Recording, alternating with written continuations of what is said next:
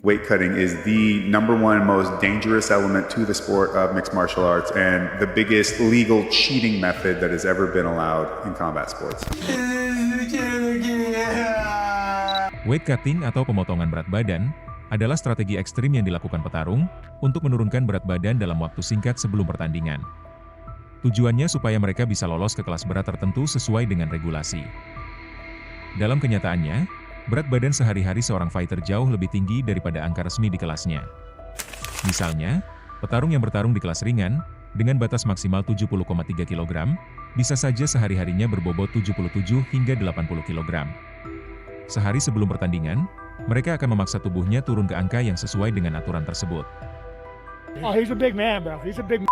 Like, what do you walk around at when you were fighting at 45? I walk around 180. 180? Proses weight cutting bukan dilakukan dengan mengurangi lemak atau otot, karena dua hal ini membutuhkan waktu lama untuk berkurang. Selain itu, keduanya sangat penting untuk performa. Lemak adalah cadangan energi. Jika terlalu banyak dipangkas, daya tahan tubuh bisa menurun drastis. Lalu otot adalah sumber kekuatan. Kehilangan otot berarti kekuatan pukulan, hingga kemampuan grappling akan berkurang juga. Karena itu, petarung lebih memilih mengurangi air dalam tubuh lewat metode dehidrasi terkontrol. Caranya meliputi sauna, mandi air panas, latihan dengan jaket sauna, diet rendah karbohidrat, serta mengurangi garam hingga air mineral. Berat air bisa naik turun dengan cepat tanpa merusak otot maupun lemak. Dalam 1 atau 2 hari terakhir sebelum penimbangan badan, seorang petarung bahkan bisa kehilangan 5 hingga 10% berat badannya hanya dari air. Proses ini sangat melelahkan dan berisiko. Bahkan di level atlet profesional sekalipun, banyak petarung top dunia yang masih kewalahan melakukan weight cutting dengan baik. Salah satu contohnya yaitu Paulo Costa. Ia pernah gagal melakukan weight cut karena massa ototnya terlalu besar, sehingga sulit menurunkan berat badan dengan cepat. Kejadian ini berlangsung saat ia melawan Marvin Vettori di UFC Fight Night pada tahun 2021. Awalnya, pertarungan dijadwalkan di kelas menengah dengan batas maksimal 83,9 kg. Namun beberapa hari sebelum pertandingan, Costa menyatakan tidak mampu untuk turun ke 83,9 kg dalam waktu singkat. Saat itu beratnya 95,7 kg. Are you able to tell us what you weigh right now? My weight right now, yes, is 96 kilos. UFC akhirnya mengubah pertarungan menjadi ke kelas berat ringan dengan batas maksimal 93 kg, supaya pertandingan tetap bisa berjalan. Meski duel tetap terlaksana, Costa tetap mendapat sanksi berupa potongan 20% dari penghasilannya, yang diberikan kepada Vettori. Kasus ini membuat reputasinya sempat menurun karena dianggap tidak profesional dalam mengatur berat badan sebelum bertarung. Weight cutting di UFC adalah praktik yang ekstrim dan sering kontroversial. Banyak petarung harus menurunkan berat badan secara drastis hanya beberapa hari sebelum timbang badan, menggunakan cara-cara yang bisa sangat menyiksa tubuh, mulai dari sauna berjam-jam, puasa cairan seperti air, hingga membatasi makanan secara ekstrim. Tidak heran banyak petarung yang protes, mengatakan proses ini sangat berat dan berisiko bagi kesehatan. Namun, di balik protes itu, ada fakta yang jarang dibicarakan. Mengapa sebagian besar dari mereka sendiri, yang memilih turun ke kelas lebih rendah dari berat tubuh alami mereka? Dalam dunia MMA, ada satu fenomena yang kerap jadi perbincangan, weight bully. Istilah ini merujuk pada strategi petarung yang turun ke kelas lebih rendah dari berat badan alaminya. Dengan begitu, ia bisa memperoleh keunggulan ukuran dan kekuatan dibanding lawan yang memang secara natural berada di kelas tersebut. Misalnya, seorang fighter dengan berat alami 88 kg, bisa saja memilih bertarung di kelas welter dengan batas maksimal 77,1 kg. Caranya adalah melakukan weight cutting ekstrim menjelang timbang badan. Proses ini biasanya melibatkan pengurasan cairan tubuh, seperti duduk berjam-jam di sauna, mengenakan jaket plastik agar lebih banyak berkeringat, hingga tidak minum sama sekali selama 24 jam penuh hanya demi menurunkan angka di timbangan. Setelah sesi timbang badan selesai, para petarung punya waktu sekitar 24 jam sebelum pertarungan dimulai. Pada fase inilah mereka melakukan rehidrasi intensif dengan meminum cairan elektrolit, makan dalam porsi besar, dan mengisi kembali cairan tubuh. Akibatnya, berat badan mereka bisa melonjak drastis hingga 8 hingga 12 kg lebih berat saat benar-benar masuk ke oktagon. Motivasi di balik strategi ini sederhana, keuntungan fisik. Dengan bertarung di kelas yang lebih rendah, seorang fighter bisa menghadapi lawan yang lebih kecil, sementara dirinya sendiri sebenarnya memiliki tubuh yang lebih besar dan kuat. Karena itulah weight cutting dianggap sebagai strategi kompetitif, meski juga menuai kontroversi karena membawa risiko kesehatan yang sangat serius. you guys make this weight, but the next day you're not the same weight. So why not just not weigh in? Yeah. Yeah. Like it's stupid. It is stupid. Khabib adalah salah satu contoh paling populer dari isu weight bully. Ia bertarung di kelas ringan, namun ia sendiri sempat mengakui bahwa sehari-hari ia memiliki berat sekitar 86 kg. Padahal secara fisik, tubuh naturalnya lebih cocok untuk kelas menengah. Dengan tinggi 178 cm, frame tubuh yang lebar, dan otot yang padat, secara fisik ia jelas berada di atas rata-rata kelas ringan. Sejak awal karirnya, Khabib memilih bertahan di kelas ringan karena merasa peluangnya untuk mendominasi lebih besar. Oleh karena itu, ia harus menjalani proses weight cutting yang terkenal sangat ekstrim. Dalam berbagai wawancara, Khabib mengaku sering tersiksa secara fisik menjelang pertarungan. Bahkan ada dokumentasi yang menunjukkan dirinya hampir pingsan di sauna, sampai tim harus mengangkat tubuhnya karena tak lagi mampu berdiri. Puncaknya terjadi di UFC 209 pada tahun 2017, ketika pertarungannya melawan Tony Ferguson batal.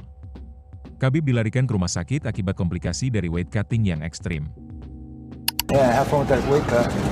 Suck in there. Conditioning sucks. Meski begitu, saat di pertandingan, Khabib dapat kembali dengan tubuh naturalnya.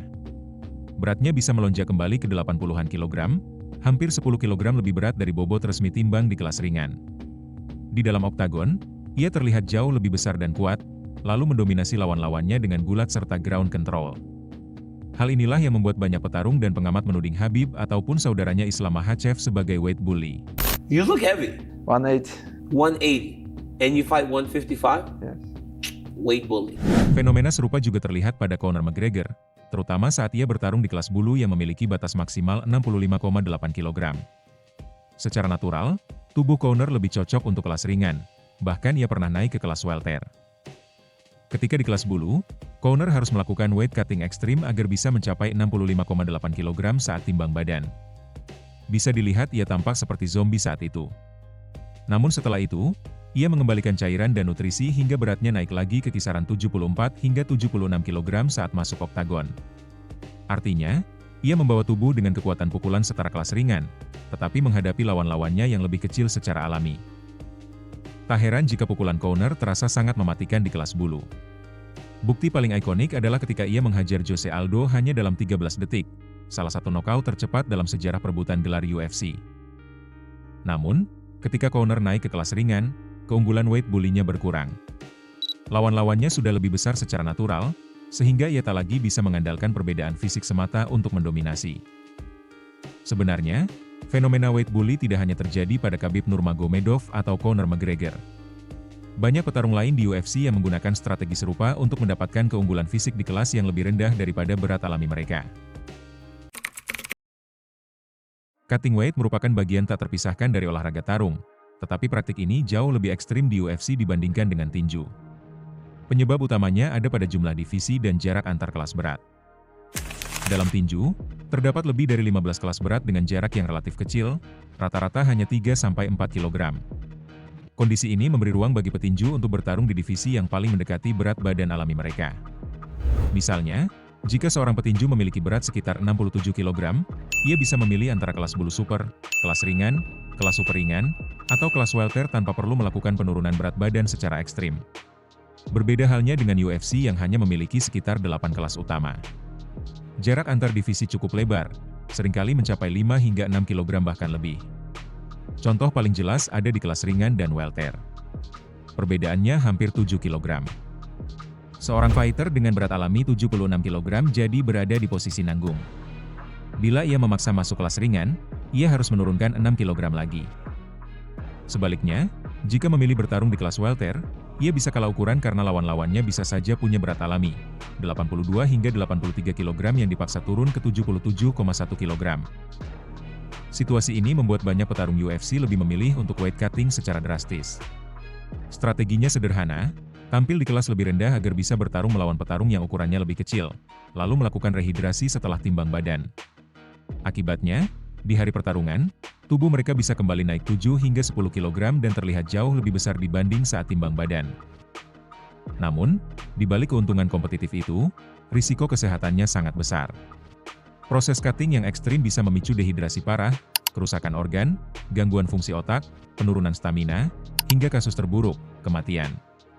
Beberapa fighter UFC bahkan terkena dampak yang signifikan hanya karena tubuh mereka gagal pulih dari proses cutting.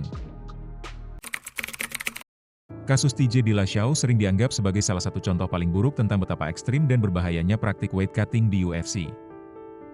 Dillashaw adalah juara kelas bantam yang pada tahun 2018 hingga 2019 sedang berada di puncak karirnya. Pada saat itu, Henry Cejudo baru saja mengalahkan Demetrious Johnson di kelas flyweight dan ia pun langsung naik pamor setelah pertandingan itu. Pada saat itu UFC berencana menutup divisi flyweight karena dianggap kurang populer, sehingga pertandingan di antara mereka digunakan sebagai penyelamat divisi tersebut. Situasi ini membuka peluang bagi Dillashaw untuk mencetak sejarah baru, turun ke kelas flyweight, melawan Cejudo, dan jika menang ia akan menjadi juara dua divisi sekaligus atau yang dikenal dengan istilah double champ. Selain prestis, UFC juga menyukai narasi semacam ini, karena mudah dijual ke publik. Dillashaw bahkan secara terbuka menyebut ambisinya untuk menghabisi divisi flyweight. Namun, masalah besar muncul ketika Dillashaw harus memangkas 11 kg dari berat tubuh naturalnya. Sebagai atlet dengan tubuh yang sudah ramping, ia tidak memiliki banyak lemak untuk dibuang. Akhirnya, yang tersisa untuk dipotong hanyalah cairan tubuh dan massa otot. Dillashaw sendiri mengakui bahwa ia mengorbankan otot demi bisa menimbang di angka 56,7 kg. Ketika hari pertarungan tiba, kondisinya terlihat jelas berbeda. Tubuhnya kurus kering, wajahnya cekung, dan kehilangan massa otot. Begitu ronde pertama dimulai, stamina yang biasanya jadi senjata utama Dillashaw sama sekali tidak terlihat. Henry Cejudo langsung menyerang dengan agresif, dan dalam waktu hanya 32 detik, Dillashaw tumbang dengan cara knockout. Kekalahan itu kemudian banyak dianalisis oleh pengamat. Mayoritas menilai bahwa Dillashaw bukan kalah semata karena kehebatan Cejudo, melainkan karena tubuhnya hancur akibat weight cutting yang ekstrim.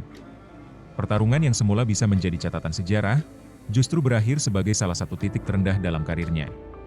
Kasus ini kemudian sering dijadikan contoh nyata, bahwa atlet sekelas juara UFC pun bisa gagal total, jika memaksakan diri menurunkan berat badan terlalu ekstrim. Berbeda dengan UFC yang sering kaku dengan batas divisi, dunia tinju lebih adaptif.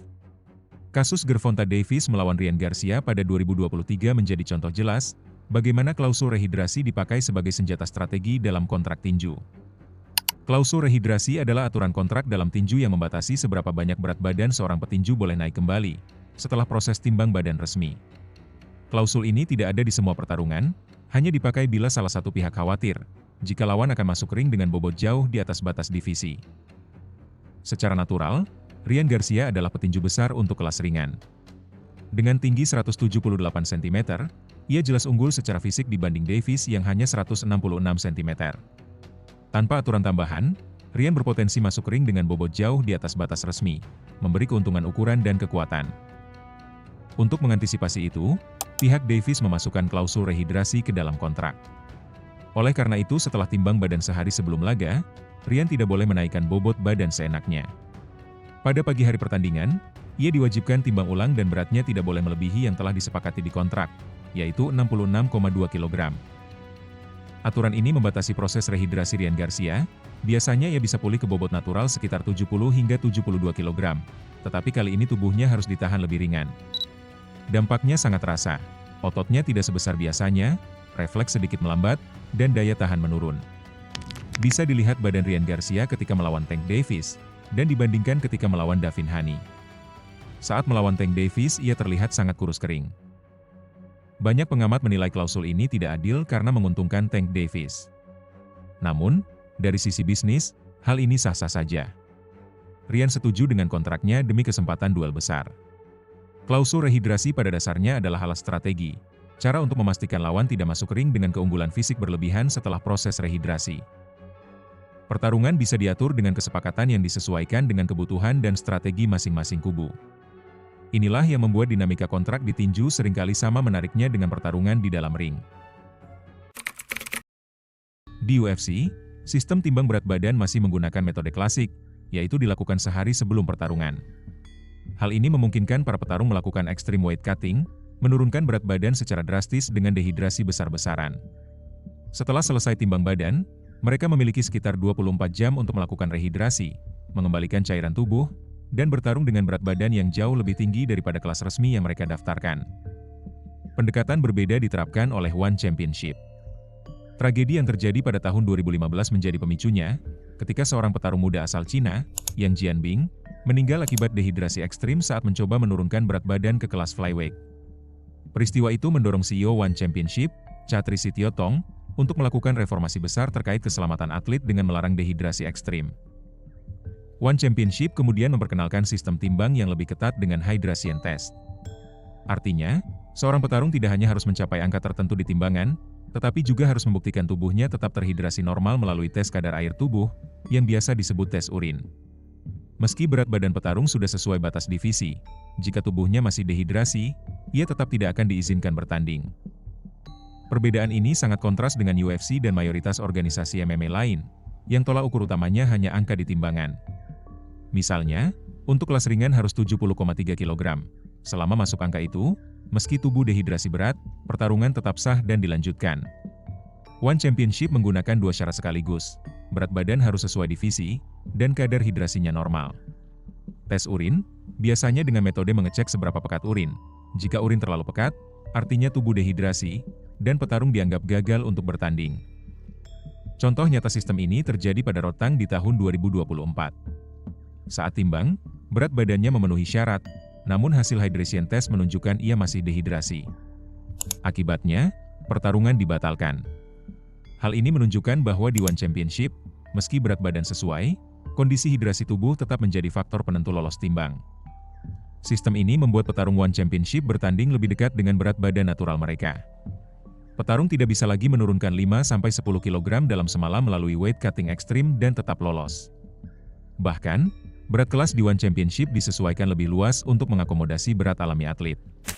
Misalnya, batas maksimum kelas ringan UFC adalah 70,3 kg, sementara di One Championship, kelas ringan memiliki rentang dari 70,3 kg hingga 77,1 kg. Dengan cara ini, petarung bisa bertanding lebih realistis sesuai bobot tubuh sebenarnya, mengurangi risiko kesehatan yang ditimbulkan oleh weight cutting berlebihan. Singkatnya, perbedaan utama antara kedua sistem ini adalah, di UFC, petarung timbang badan dulu, rehidrasi belakangan, sementara di One Championship, petarung wajib sudah terhidrasi saat timbang badan, menjadikan pertarungan lebih aman dan sehat. Selama UFC tidak menambah jumlah divisi seperti tinju, fenomena weight cutting ekstrim kemungkinan besar akan terus terjadi. Para petarung akan tetap memaksa tubuh menurunkan berat secara drastis untuk mendapatkan keuntungan fisik di kelas yang lebih rendah, sehingga muncul istilah weight bully. Di sisi lain, UFC bisa mempertimbangkan menerapkan sistem seperti One Championship, misalnya menambahkan hydration test, atau tes urin untuk memastikan tubuh atlet tidak dehidrasi saat proses penimbangan badan. Namun, langkah ini juga membawa risiko, yaitu akan lebih sering pertandingan dibatalkan jika petarung gagal lolos tes, yang bisa berdampak pada jadwal dan promosi acara. Dengan kata lain, ada konsekuensi antara keselamatan atlet dan kelancaran bisnis. Bagaimana menurut kalian? Tulis opini kalian di kolom komentar. I would walk around 190. I'd get up to Jesus 190. Christ. I'd get up to 190. That's so crazy. Yeah. Oh my God. You get up to 190 and Yeah. go down to 145. 45